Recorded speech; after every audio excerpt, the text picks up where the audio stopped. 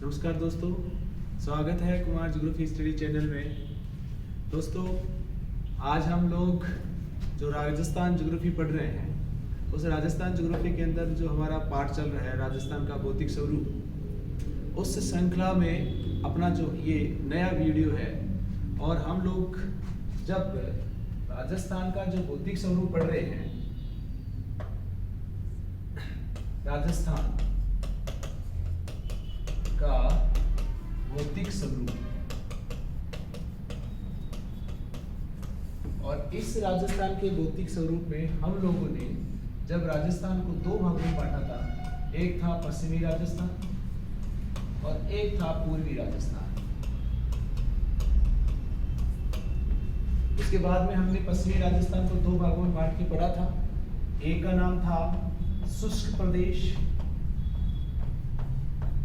और दूसरे का नाम था अर्ध शुष्क प्रदेश। इनकी सारी बातें हम लोग पीछे जो भी वीडियो हैं उनमें कर चुके हैं। अब हमने जो एक नया भाग जो पिछले वीडियो में चुना था, पूर्वी राजस्थान, और इस पूर्वी राजस्थान को दो भागों में बांटते हैं। ये जो दो पार्ट थे वो था, एक आपका पूर्वी मैदानी प्रदेश, पूर्वी मैदानी प्रदेश, और दूसरा जो पार्ट था वो था दक्षिणी पूर्वी पठारी प्रदेश। हमारा जो राजस्थान है, इस राजस्थान का जो पूर्वी भाग है, उस पूर्वी भाग को हमने दो भागों में बांटा है। एक का नाम पूर्वी मैदानी प्रदेश और दूसरे का दक्षिणी पूर्वी पठारी प्रदेश। अब हम लोग जो हमारा राजस्थान है, ये हमारा राजस्थान, और इस राजस्थान के अंदर हमारे को पूर्वी राजस्थान पढ़ना है। पूर्वी राजस्थान पढ़ना है, ये पूर्वी राजस्थान है। अब इसको आप लोगों ने बांटा है दो भागों। तो ये वाला जो पार्ट आप लोग देख रहे हैं, इस पार्ट को हम लोग एक नाम से बोलते हैं, और ये नाम है दक्षिणी पूर्वी पठारी प्रदेश। ये दक्षिणी पूर्वी पठारी प्रदेश है, जिसको दो भागों में बांटा गया है। ये दो भाग है। ये एक है विंध्याचल कगारी भूमि, एक ये पार्ट है, और दूसरा है हाड़ौती का पठार। हाड़ौती का पठार, ये दो पार्ट है। तो विंध्याचल कगारी भूमि में जो जिले हैं, तो एक तो देखो आपका ये आ गया आपका धौलपुर, ये आपका आ गया करौली, और ये आपका आ गया सवाई माधोपुर। सवाई माधोपुर।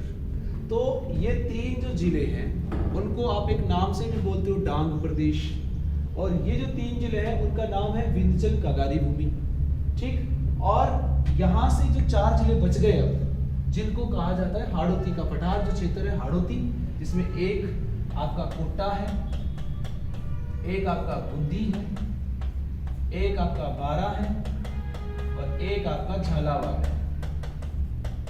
तो ये वाला जो पार्ट है ये दक्षिणी पूर्वी पठारी प्रदेश है, और जो दूसरा पार्ट है उसका नाम है पूर्वी मैदानी प्रदेश। पूर्वी मैदानी प्रदेश। और जो पूर्वी मैदानी प्रदेश है उसमें हम लोगों ने क्या किया था पिछले वीडियो में, इसको हम लोगों ने तीन पार्ट में बांट के पढ़ा था। जो पहला पार्ट था उसका नाम था माही का मैदान। माही का मैदान। दोस्तों, ये वाला जो पार्ट है आपके सामने देख रहे होंगे, ये वाला जो पार्ट है, इस वाले पार्ट के अंदर हम लोगों ने एक नदी पढ़ी थी, और उस नदी का नाम था माही नदी। ये माही नदी है, और इस माही नदी के क्षेत्र को आप लोगों ने एक नाम दिया था, और वो नाम था वागड़ प्रदेश। वागड़ प्रदेश। और इस वागड़ प्रदेश के अंदर जो जिले आते हैं वो आपका डूंगरपुर हुआ, बांसवाड़ा हुआ, और प्रतापगढ़ का जो दक्षिणी हिस्सा है वो इस क्षेत्र में आता है। इसके बाद हमारा जो ये माही नदी आती है, ये माही नदी आती है इस प्रकार से, और ये जो माही नदी है, इस माही नदी का आसपास का क्षेत्र है जो प्रतापगढ़ और बांसवाड़ा में फैला हुआ है, उसका आपने एक नाम देना है और वो नाम है काठल प्रदेश। काठल प्रदेश। अब हम लोगों ने इतनी बात पिछले वीडियो में कर ली थी। अब हमारे पास जो अगला आता है, दूसरा आता है, उसको कहते हैं बनास बेसिन। बनास बेसिन।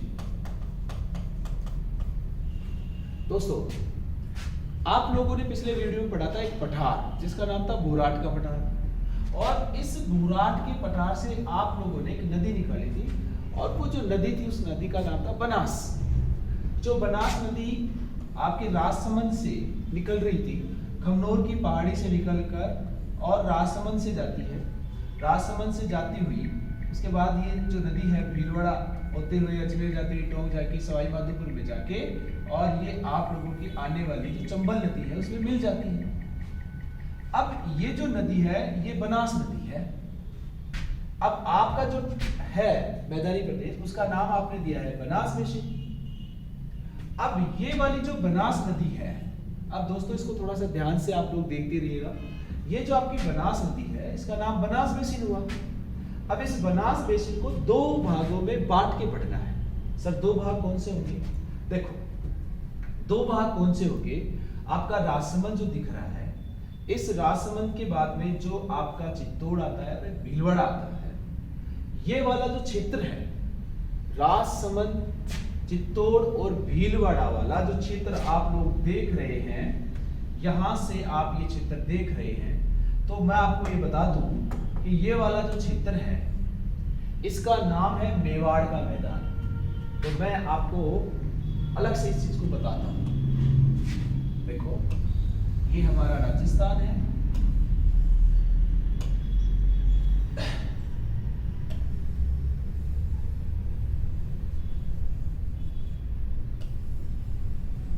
ये हमारा राजस्थान है, और यहाँ पे बोराट का पठार है। यहाँ से नदी निकल रही है बनास, और ये आगे चंबल में मिल जाती है। ये चंबल नदी में मिल जाती है। ठीक, अब राजसमंद, यहाँ मैं राजसमंद लिख रहा हूँ, यहाँ मैं चित्तौड़ लिख रहा हूँ, और यहाँ मैं भीलवाड़ा लिख रहा हूँ। ये जो तीन जिले हैं, इन तीन जिलों में बनास नदी का जो क्षेत्र है, एरिया है, उस क्षेत्र का जो नाम है उसको कहते हैं मेवाड़ का मैदान। मेवाड़ का मैदान,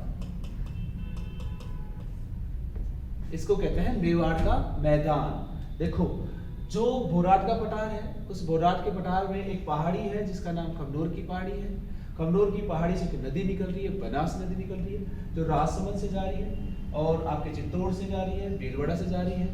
इन तीन जिलों में इस नदी का जो मैदानी प्रदेश है उसका नाम है मेवाड़ का मैदान। नंबर एक बात।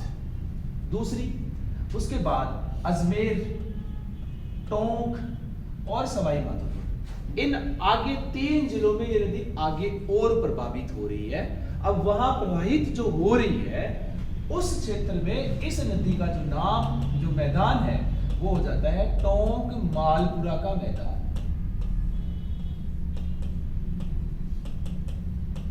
तो देखो दोस्तों, आप लोगों ने बनास नदी बेसिन जो मैदान है उसको दो पार्ट में पढ़ा है। एक का नाम मेवाड़ का मैदान और एक का नाम टोंक मालपुरा का मैदान। राजसमंद, चित्तौड़ और भीलवाड़ा में, मैं दोबारा रिपीट कर रहा हूं, राजसमंद, चित्तौड़ और भीलवाड़ा में इस मैदानी प्रदेश का नाम है मेवाड़ का मैदान, और अजमेर, टोंक और सवाई माधोपुर में इसको कहा जाता है टोंक मालपुरा का मैदान। ठीक है दोस्तों, तो ये हो गया बनास नदी का जो पार्ट है उसको दो भागों में बांटते हैं। अब जो छोटी छोटी बातें हैं जो एग्जाम में पूछ ली जाती है, याद करो, जो हमने पिछला वीडियो पढ़ा था उसमें आपको एक चीज बताई थी कि ये बोराट का पठार है ना, यहाँ से नदियां निकलती है चार। ठीक है, यहाँ से आपकी बनास नदी निकल रही है, यहाँ से आड़ नदी, यहाँ से कोठरी नदी, यहाँ से खारी नदी। अब ये जो बोराट का पठार है उसका सर्वाधिक विस्तार राजसमंद में है। तो जब नदी निकलती है, पहाड़ी क्षेत्र से निकल रही है, तो इस पहाड़ी क्षेत्र से आने वाले जो कंकड़ पत्थर हैं, ठीक है, ये कंकड़ पत्थर इस पर्वत के पदस्थली भाग में जम जाते हैं। पदस्थली भाग में जम जाते हैं। तो ये जो राजसमंद है, इस राजसमंद में एक मैदान फैला है, और उस मैदान का नाम है पिडमांट का मैदान। पिडमांट का मैदान। देखो साहब, ये याद रखना है, राजसमंद में पर्वतों की पदस्थली क्षेत्र में जो नदियों के द्वारा कंकड़ पत्थर लाए गए हैं उसको बिछा दिया गया है, और उसका जो क्षेत्र है उसका नाम है पिडमांट का मैदान। और ये ध्यान होना, स्पेशली पूछ ले तो ये देवबंद में फैला है। कहां फैला है?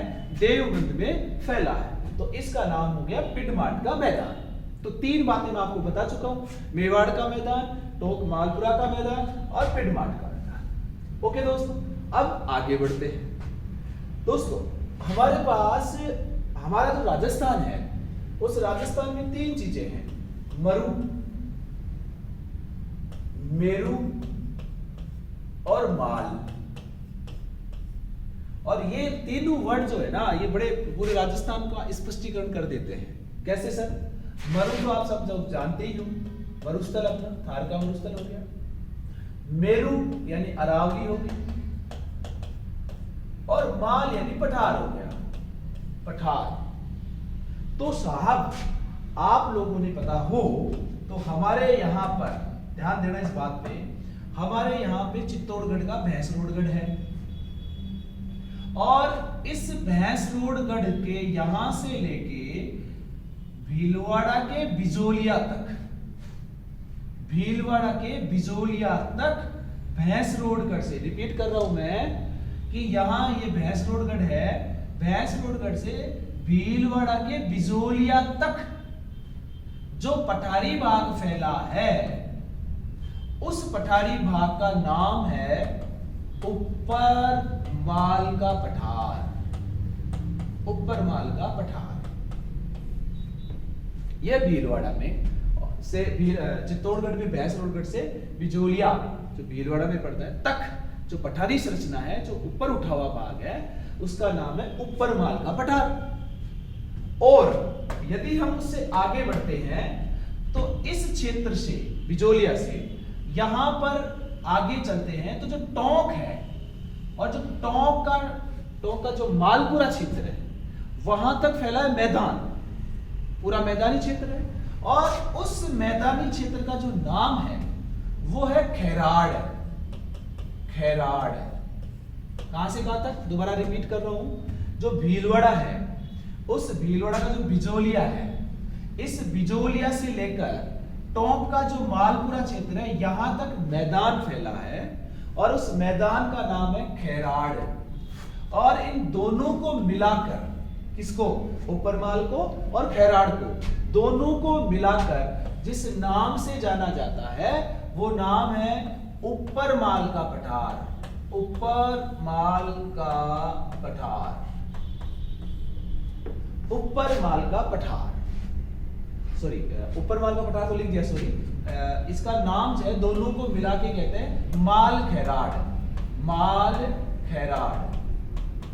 माल खैराड़। ऊपर माल का पठार तो लिख चुके हैं। तो दोनों को मिला के, इसका नाम माल है और इसका नाम खैराड़ है, तो दोनों को मिला के कहते हैं माल खैराड़। अब क्वेश्चन आ जाता है माल खैराड़ कहां से कहां तक फैला हुआ है? तो माल खैराड़ कहां से कहां तक फैला हुआ है? तो चित्तौड़गढ़ का जो भैंसरोडगढ़ है, यहां से लेकर टोंक के मालपुरा तक फैला है। अब दोनों को अलग अलग पूछ ले, बोले साहब ऊपर माल का पठार, बोले साहब चित्तौड़गढ़ का भैंसरोडगढ़ से भीलवाड़ा तक, अब भीलवाड़ा में बिजोलिया तक, और बिजोलिया से लेकर टोंक मालपुरा तक जो मैदान है उसका नाम है खैराड़। तो दोनों को मिला के कहते हैं माल खैराड़। ओके दोस्तों, तो देखो मैंने आप लोगों को बनास जो बेसिन है उसको 4 पार्ट में बांट के पढ़ाया है। 1 मिनट में रिपीट कर देते हैं कि जो बनास बेसिन है उसका जो आपका राजसमंद, चित्तौड़ और भीलवाड़ा में मैदान है उसको मेवाड़ का मैदान, उसके बाद में अजमेर, टोंक, सवाई माधोपुर में फैला हुआ है उसको टोंक मालपुरा का मैदान। राजसमंद के अंदर पर्वतों की पदस्थली के अंदर जो कंकड़ पत्थर का क्षेत्र है उसको कहते हैं पिडमांट का मैदान, जो कि मुख्यतः देवबंद राजसमंद में फैला है। और चौथा हमने बात करी है माल खैराड़ की। ओके दोस्तों, तो ये है आप लोगों का बनास बेसिन का प्रदेश। अब इसी के साथ में आगे बात करते हैं, और उसका नाम ये देखो आपकी अरावली है, और इस अरावली के क्षेत्र के बाद हम बात करते हैं बनास के बाद बाणगंगा बेसिन की। बाणगंगा बेसिन। अब ये जो बाणगंगा बेसिन है ये आप लोगों का यहाँ जयपुर से फैल के अलवर से होते हुए आगे तक भरतपुर तक चला जाता है। बाणगंगा बेसिन बाण नदी का मुख्य क्षेत्र है। अब ये जो बाणगंगा नदी बेसिन क्षेत्र है, सबसे पहली बात जो सबसे बड़ा प्रश्न है वो ये है, इस क्षेत्र में एक तो राजस्थान का वो क्षेत्र है जहां सर्वाधिक मात्रा में जलोढ़ मृदा पाई जाती है, पहला प्रश्न। दूसरा प्रश्न आता है, जलोढ़ मृदा पूर्वी राजस्थान नाम आता है, तो ये मुख्यतः इस क्षेत्र में। और एक जो दूसरा प्रश्न जो मोटा मोटा आता है, इस क्षेत्र में, इस क्षेत्र का जो नाम है इसको कहते हैं उत्कल का मैदान। मैं यहां पर एक वर्ड लिख रहा हूं, उत्कल का मैदान, उत्कल का मैदान। देखो दोस्तों, यहां पर ये जो उत्कल वर्ड लिखा है ना मैंने, उत्कल का मतलब वो क्षेत्र होता है जो मैदान होता है, उस मैदान में छोटी छोटी पहाड़ियां होती हैं, और वो जो पहाड़ियां होती हैं उन पहाड़ियों के साथ साथ मैदान भी है, लेकिन छोटी छोटी पहाड़ियां हैं, तो उस क्षेत्र का नाम है उत्कल। और हमारे यहाँ पे ये वाला जो क्षेत्र है इसमें भी छोटी छोटी पहाड़ियां, मैदानी प्रदेश में छोटी छोटी पहाड़ियां फैली है, इसलिए इस प्रदेश का नाम भी क्या हुआ, उत्कल का मैदान। ओके दोस्तों, तो 3 मैदान हमने पूर्वी मैदान में पढ़े, पहला माही का मैदान, दूसरा बनास बेसिन, तीसरा बाणगंगा बेसिन, और चौथा जो ऊपर बच जाता है थोड़ा सा क्षेत्र जिसको आप लोग एक नाम से बोलते हो राठ प्रदेश, जो अलवर का क्षेत्र है उसका नाम है राठ प्रदेश। तो ये था आप लोगों का राजस्थान का मैदानी प्रदेश। अब आप लोगों ने जब शुरू में पढ़ा, जब शुरू का हमने देखा कि हमारा राजस्थान का जो भाग है पूर्वी भाग, उसको हमने 2 भागों में बांटा है, पूर्व का मैदानी प्रदेश और दूसरा हमारा जो था उसका नाम दिया था दक्षिणी पूर्वी पठारी प्रदेश। अब मैं इसमें बात करूंगा दक्षिणी पूर्वी पठारी प्रदेश पे। अब आप लोगों ने अभी सीखा कि ये 2 भागों में बटा हुआ है, कौन कौन से, विंध्याचल कागारी भूमि और दूसरा हाड़ौती का पठार। दोस्तों इस चीज को मैं आपको एक दूसरी चीज से समझाता हूं, आपको बिल्कुल तरीके से समझ में ये आ जाएगा। देखो हमारा जो राजस्थान है, हमारा जो राजस्थान है उस राजस्थान में 4 चीजें हैं। नंबर 1 अरावली, नंबर 2 हाड़ौती का पठार, नंबर 3 मरुस्थल, और नंबर 4 पूर्वी मैदान। 4 चीजें हुई, और इन 4 चीजों में ये जो 2 चीजें हैं, हाड़ौती का पठार और अरावली, ये जो भाग हैं वो हैं गोंडवाना लैंड, ये गोंडवाना लैंड के भाग हैं। और ये जो 2 प्रदेश हैं, पूर्व का मैदान और मरुस्थली प्रदेश, ये 33 सागर के अवशेष हैं, 33 सागर के अवशेष हैं, ठीक। और यहां से इधर की ओर जब चलते हैं तो एक नया प्रश्न और निकल के आता है। ये नया प्रश्न क्या हुआ, पुराने से नए की ओर, पुराने से नए की ओर, नए की ओर। देखो अरावली पर्वतमाला सबसे पुराना, हाड़ौती का पठार उससे नया, मरुस्थल उससे भी नया, और उसके बाद पूर्व का मैदान सबसे नया। तो देखो एक नया प्रश्न बन गया, राजस्थान का निम्न से कौन सा भौतिक स्वरूप सबसे पुराना है, आंसर है। उसके बाद जब हम बात करते हैं ये जो भाग है गोंडवाना लैंड और 33 सागर की, चलो आंसर ठीक है, समझ में आ गया। अब हमारा जो भारत है उस भारत में जो अरावली और हाड़ौती का पठार है, ये दोनों के दोनों भाग हमारे भारत के किस भाग का भाग है, किस भाग का भाग है। तो देखो ये दोनों की बात जब मैं करूं, अरावली और हाड़ौती का पठार, तो ये भाग में दक्षिण के प्रायद्वीपीय पठार, दक्षिण प्रायद्वीपीय पठार, ये दोनों भाग। और उसके बाद में हम बात करें मरुस्थल और पूर्वी मैदान की, तो ये जो दोनों पार्ट हैं वो अपना गंगा मैदानी प्रदेश, गंगा मैदानी प्रदेश के पार्ट है। ओके दोस्तों, तो देखो यहां से कई क्वेश्चन हमारे सामने बन के आ जाते हैं, ठीक। अब जो हम लोगों ने पढ़ना है वो हमें पढ़ना है हाड़ौती का पठार, और एक जो है उसका पार्ट जो अपने पढ़ा है पूर्वी विंध्याचल कागारी भूमि। तो देखो जो विंध्याचल कागारी भूमि है, देखो यहाँ जो हाड़ौती का पठार है, इसको हमने देखा कि ये दक्षिणी प्रायद्वीप का भाग है, और तो दूसरा पठार विंध्याचल कागारी भूमि। तो हमारा जो भारत है, देखो यहां से मैं इसको समझाने की कोशिश करूंगा। ये हमारा भारत है,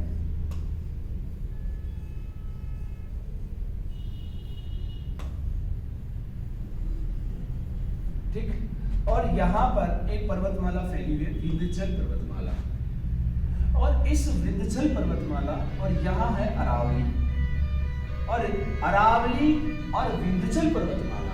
तो ये विंध्याचल पर्वतमाला हमारे यहाँ पर इसका जो भाग है, देखो बाहर तो है, ये जो बाहर फैली हुई है वो तो लगभग आपके एमपी में और यूपी में है, लेकिन अपने यहाँ पर ये जो विंध्याचल पर्वतमाला है वो अपने इस आप लोगों का जो हाड़ौती वाला क्षेत्र है वहां तक पहुंचती है। तो इसमें हमारा ये जो कगार बनाती है, जो जिले हैं, उनके जिलों के नाम है धौलपुर, करौली और सवाई माधोपुर। ये वाले जो जिले हैं, यहाँ तक ये विंध्याचल कागारी भूमि आती है, और इस तीनों जिलों को बोलते हैं विंध्याचल कागारी भूमि। ये विंध्याचल का लास्ट वाला जो किनारा भाग है यहाँ तक आता है।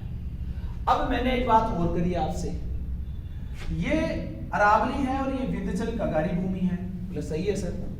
इन दोनों के बीच में देखो ये पर्वत है, ये अरावली के पर्वत है और ये विंध्याचल के पर्वत है। अब इन दोनों के बीच में ये वाला भाग, ये भ्रंश है, और इस भ्रंश को देखो मैं इसको इस बोर्ड पे बना के आपको बताता हूं। ये हमारा राजस्थान है, और इस राजस्थान में ये हमारी जो अरावली है ये फैली है, और इधर फैली है विंध्याचल पर्वतमाला। तो इसका जो फैलाव है नीचे जाके बड़ा होता है, ये नीचे ऐसे बढ़ी रहती है, ये पर्वत है, ये नीचे तक आते होते हैं नीचे, क्योंकि इनका फैलाव इधर से ऐसे इस प्रकार से होता है, तो इसका फैलाव भी है। तो ये वाला जो भाग है अंदर की तरफ भूगर्भ के अंदर, ये वाला ये स्पेस है, और इस भाग को कहते हैं सीमांत महान भ्रंश, सीमांत महान भ्रंश। ओके दोस्तों, ये मुख्यतया बूंदी और सवाई माधोपुर तक फैला हुआ है। ओके, जो कि बहुत अच्छा क्वेश्चन आपके लिए है। अब हम बात करते हैं हाड़ौती की।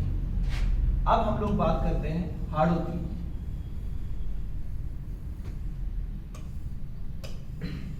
देखो ये आपका हाड़ौती है, और हाड़ौती में जिले आते हैं 4, और ये हाड़ौती है, ये लावा निर्मित पठारी भाग है, लावा निर्मित पठारी भाग है।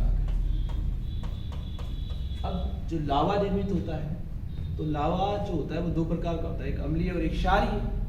तो ये जो लावा है ये क्षारीय प्रकार का है, इसलिए इस क्षेत्र में काली मिट्टी की प्रधानता है, काली मिट्टी की प्रधानता है। और आपको सबको पता है इस क्षेत्र में चंबल नदी और चंबल की जो सहायक नदियां हैं वो यहाँ तक विस्तृत है। बोले हाँ सर ठीक है, ये भी क्लियर है। अब इस क्षेत्र से हमें जो सीखने की बात है वो ये है कि इस क्षेत्र में जो कुछ चट्टानें पाई जाती हैं, तो इसको हम लोग 2 तरीके से पढ़ते हैं। यहाँ जो चट्टानें पाई जाती है वो अर्धचंद्राकार रूप में, अर्धचंद्राकार पहाड़ियां, अर्धचंद्राकार पहाड़ियां। और ये जो अर्धचंद्राकार पहाड़ियां हैं वो एक तो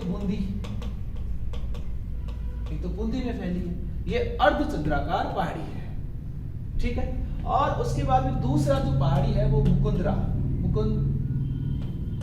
की पहाड़ी, मुकुंदरा की पहाड़ी, ये 2 पहाड़ियां अर्धचंद्राकार रूप में है। इसके बाद जो झालावाड़ है वहां पे फैला हुआ है शाहाबाद की उच्च भूमि, शाहाबाद की उच्च भूमि जो हाड़ौती का पठार है। उस हाड़ौती के पठार के प्रदेश को हम लोगों ने 2 भागों में बांटा, एक पहाड़ियों में और एक उच्च भूमि। तो जो पहाड़ियां हैं वो अर्धचंद्राकार रूप में है, वो 2 पहाड़ियां, बूंदी की पहाड़ियां और मुकुंदरा की पहाड़ियां। और शाहाबाद जो आपका है, ये शाहाबाद ये आपका 12 में फैला है। और ये वाला जो क्षेत्र है वो उच्च भूमि है। उच्च भूमि का मतलब होता है जो समुद्र तल से 300 साढ़े 300 मीटर से ऊंचा होता है। ठीक है दोस्तों। और उसके बाद में जो आपका है आपका नेक्स्ट, जिसका नाम है विंध्याचल कागारी भूमि, इसमें 3 जिले आते हैं जो मैंने आपको बताया था। एक आता है आपका करौली, एक आता है आपका धौलपुर, पहले यहाँ पे धौलपुर आएगा, ये धौलपुर है, उसके बाद में ये करौली है, और उसके बाद में आएगा सवाई माधोपुर। ये 3 जिले आते हैं जिसको आप डांग प्रदेश भी कहते हो। और इस क्षेत्र में लाल बलुआ पत्थर की प्रधानता है। जो सबसे मोटा प्रश्न है आपको याद रखना है, तो इसको मैं बोर्ड पे बनाता हूं आप लोगों का। विंध्याचल कागारी भूमि, विंध्याचल कागारी भूमि, ठीक है। पहली बात तो इसका विस्तार आपको याद रखना है। विस्तार कहाँ? सबसे पहले आप लोगों को धौलपुर, उसके बाद में करौली, और उसके बाद में आपका सवाई माधोपुर, ठीक। 3 जिले हैं, नंबर 1 बात। दूसरी बात आपको बात याद रखनी है, यहाँ लाल बलुआ पत्थर की प्रधानता है। लाल बलुआ पत्थर की प्रधानता है, ठीक है। जो आपकी राजस्थान यूनिवर्सिटी है, लाल किला है, ठीक है, ये सारे जो बने हुए हैं ये लाल बलुआ पत्थर से बने हुए हैं। तो लाल बलुआ पत्थर विंध्याचल कागारी भूमि में पाया जाता है। और तीसरी बात मैंने बताई, यहाँ महान सीमांत भ्रंश पाया जाता है। भ्रंश पाया जाता है जो मुख्यतया बूंदी और सवाई माधोपुर में फैला है। सवाई माधोपुर में फैला है महान सीमांत भ्रंश। ये आप लोगों को विंध्याचल कागारी भूमि से याद रखना है। ओके दोस्तों, तो इस प्रकार से हमारा जो राजस्थान का भौतिक स्वरूप है ये समाप्त होता है। मैंने कोशिश की है मोटा आप लोगों को बताने की, जिससे आप लोग बहुत सी छोटी चीजें हैं वो सीख जाएं। अब हम लोग जो अगला टॉपिक लेके आएंगे उस टॉपिक का नाम होगा राजस्थान की जलवायु। और बहुत सी कुछ लोगों की मांग है कि उस टॉपिक को जल्दी से हमारे को करवाया जाए, इसमें इतना हमारे को टाइम नहीं है, तो मैं उसके लिए कुछ नया तरीका लेके आऊँगा। आप अपने जो वीडियो है उस वीडियो को ज़्यादा से ज़्यादा लाइक करें, उस पर कमेंट करें और शेयर करें। और अपना जो चैनल है कुमार ज्योग्राफी स्टडी चैनल, उसको यदि आपने सब्सक्राइब नहीं किया है तो उसको सब्सक्राइब कर लें। और क्योंकि देखो आप लोग ज़्यादा चीज़ों को बढ़ावा देंगे तो उसमें वो ऊपर आएगा, और ऊपर आएगा तो उससे मनोबल बढ़ेगा, और मनोबल यदि बढ़ता है तो व्यक्ति बहुत अच्छा कार्य करने की कोशिश करता है, और वो जो अच्छा कार्य है वो हमारे लिए बेस्ट होगा। इसलिए अब हम लोग जो अगला टॉपिक लेके आएंगे उस तब तक के लिए आप लोगों से बाय बाय, थैंक यू, जय हिंद, जय भारत।